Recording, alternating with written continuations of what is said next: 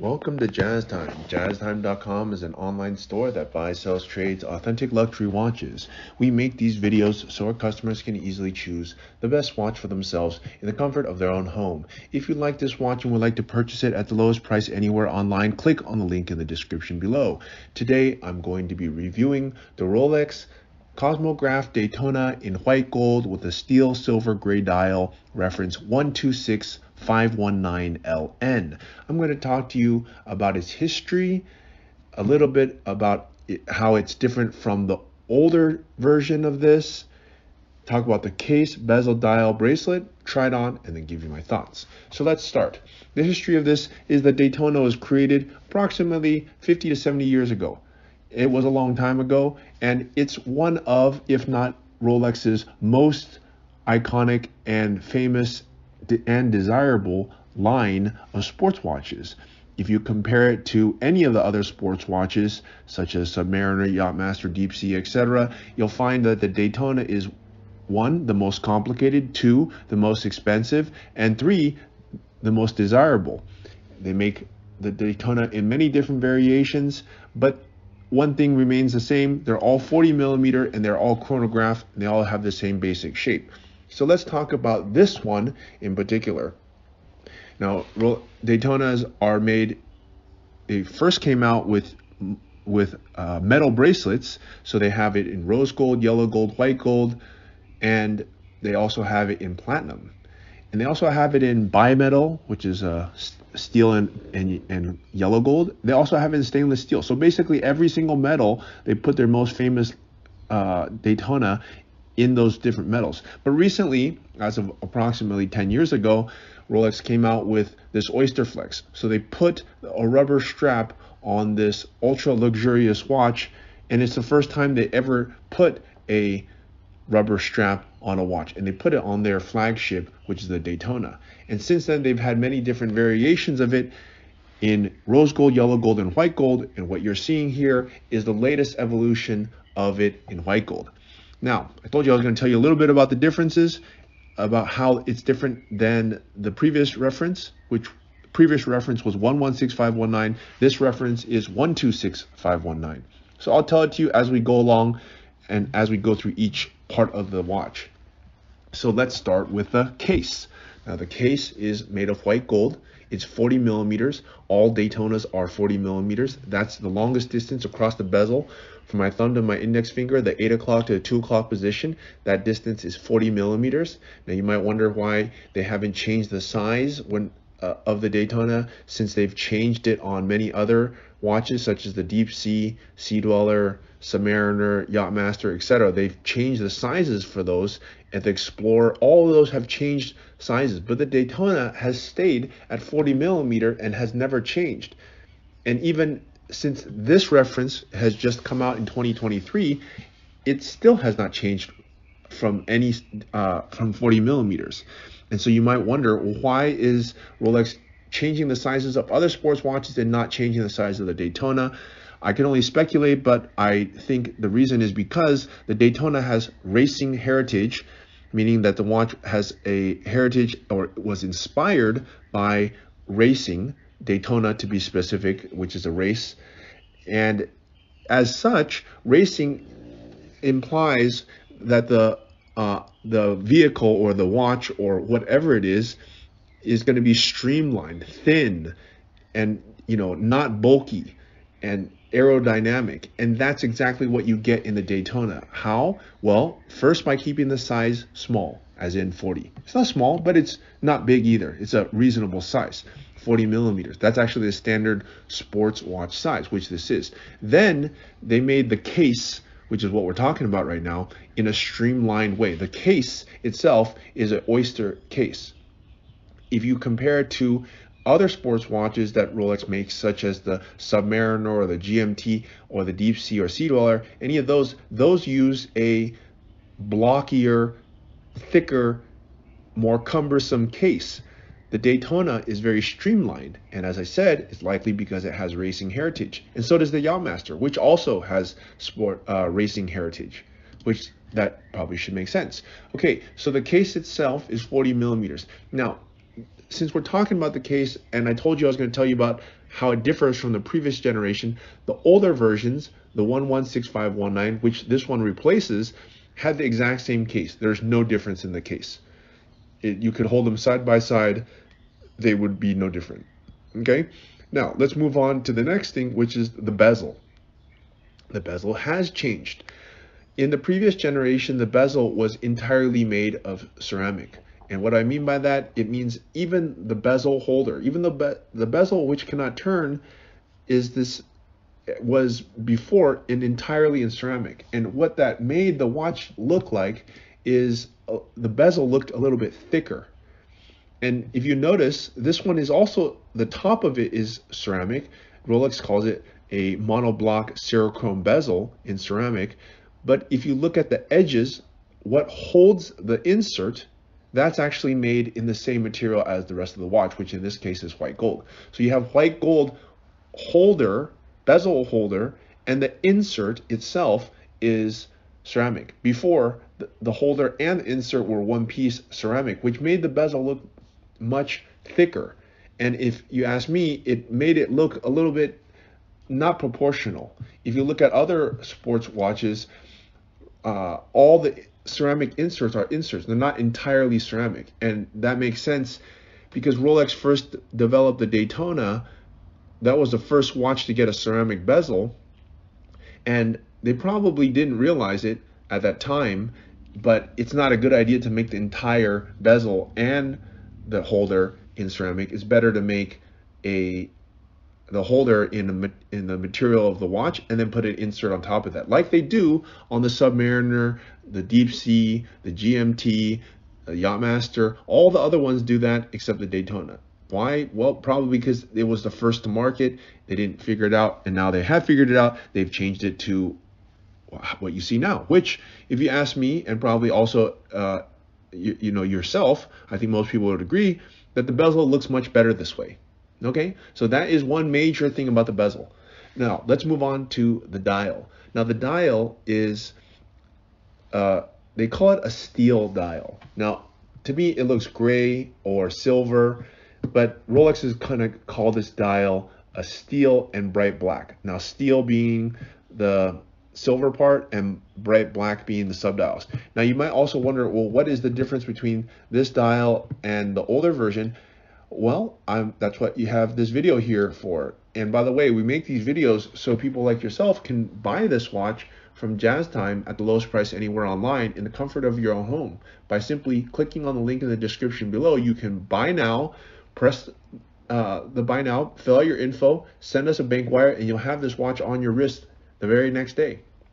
Okay, now the dial also is different in that the hour markers on this version, which is the current version, is thinner and longer. The hour markers are thinner and longer. Before, the hour markers were shorter and fatter. Now you might wonder, why does that matter? Well, you know, when you have a fat bezel, you need fat hour markers. When you have a thin bezel, it must look proportional, and therefore the hour markers also must look thinner and longer. And if you make them thinner, you have to make them longer too. So what is the purpose of that? Well, it's just aesthetic. It's not going to change anything. Let me shine the light at it. When you shine the light at it, you can see it just as well. But with a thinner and longer hour markers, it allows the bezel and the hour markers, which is the bezel and the dial, to look more harmonious. You can't have one without the other. It's either the fat hour markers and fat bezel, or thin hour markers and thin bezel. Two and two go together. That makes sense? Okay, now they also had several different variations of this new dial. They make it in black. They make it the exact reverse of this, which is black dial with silver subdials. Also a very beautiful, and they also make it with a diamond dial. So it looks, well, it looks fantastic. Okay, so that is the bezel. Now let's move on to the bracelet. Now the bracelet actually is also upgraded. That's another reason why you should go with the newer version. Now the Oysterflex bracelet itself, or strap itself, is not changed. It's just simply just a rubber strap with steel that's inserted into this little center here to make it keep the shape, that allows it to keep shape, and so it doesn't morph into something else over time. and it also has these wonderful gills under the underside that make the rubber sit a little bit above your wrist so that the air can flow in and out, and that the watch is never going to be too sweaty on your wrist, because rubber, if you can imagine, is sitting on your wrist the entire time. It will get stinky and sweaty. But with this development of air gills or air vents, it allows it to sit above your wrist. Now that part has not changed. What has changed is the buckle. Now I just noticed that when we got this watch, I was like, oh wow, you know what, it was great. Before, on the older versions, you didn't have a glide lock system. You actually just had a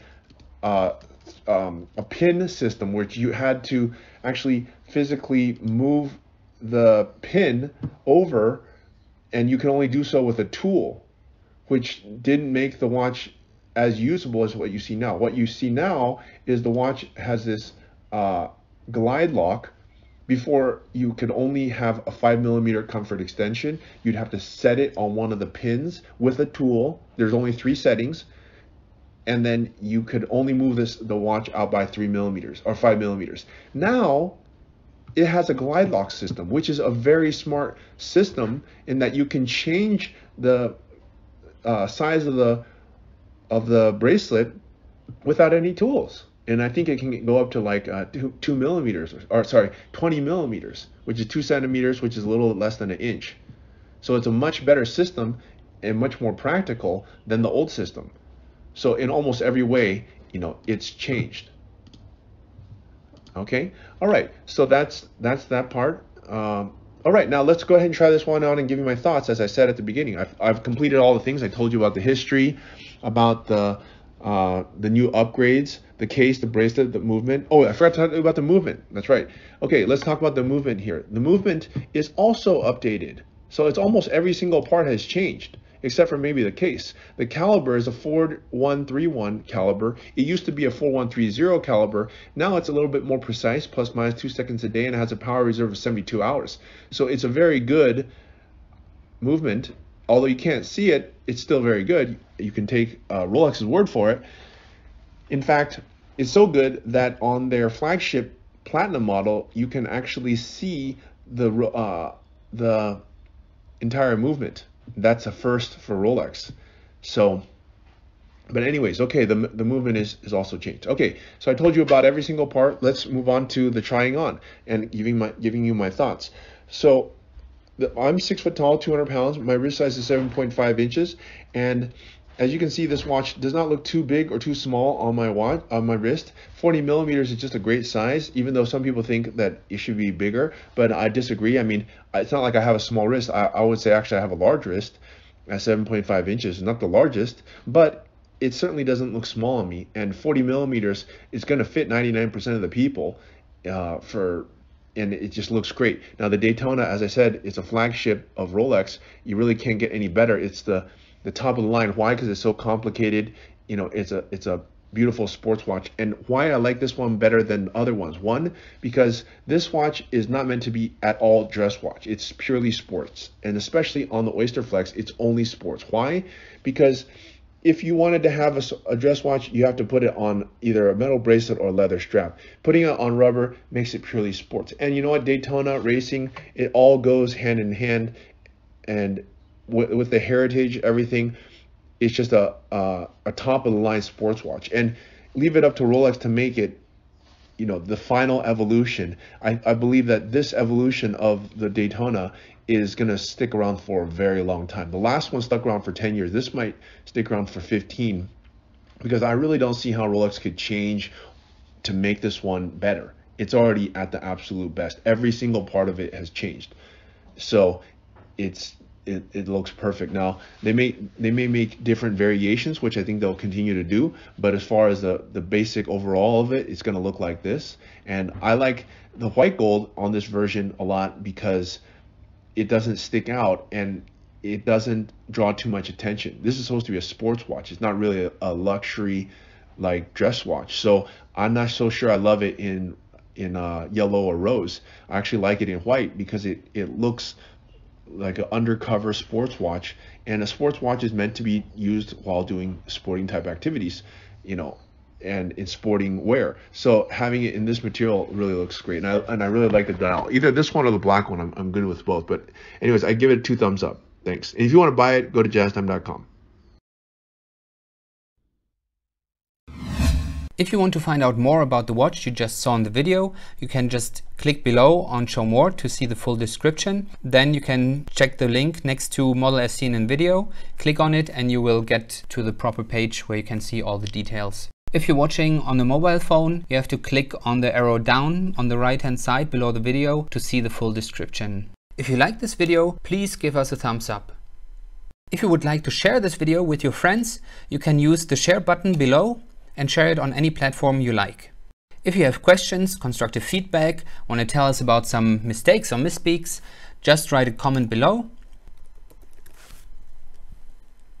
If you want to see more videos like this, you should subscribe to our channel and visit our channel page where you can find all the videos. And if you're interested in a specific watch brand, you can check out our playlists. If you want to check the price for a watch or want to buy one, remember at jazztime.com you always get a steep discount, so you should check the prices with us. If you want to know the price for a specific watch, just go to Google, type in JazzTime, plus the brand, model and the details you're interested in, and Google will find the right page for you.